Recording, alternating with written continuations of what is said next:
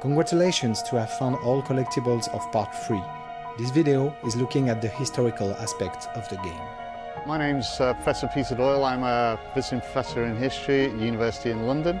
Well, the level of historical accuracy is always something, of course, that we have to consider. The game has to be a game, but what we've tried to do is to approach it with as accurate a process as possible.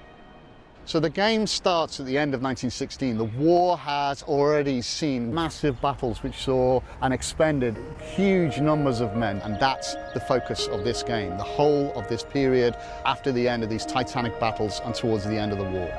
1111 is a game, of course, and we knew there would be some give and take before we found the balance of historical accuracy and gameplay. Kurt is older. Their relationship is, tenuous initially. They can't communicate at all. I love that about the game as well. The German character is speaking in German, and Harry is trying to communicate with him in English, and initially it's kind of faulty. Harry and Kurt, both of them are going to the front for very, very different reasons.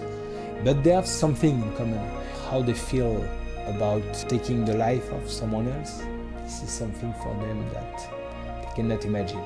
So myself and my colleague Robin Schaefer, a German military historian, we wrote this book called Fritz and Tommy. And the idea behind that was to look at the First World War experiences of the Germans and the British, and to see their everyday lives. And one thing that we identified was just how close those guys were. What we've gleaned from all of the letters and diaries is there comes a point where there is a lull in the fighting, and there's a reason for that.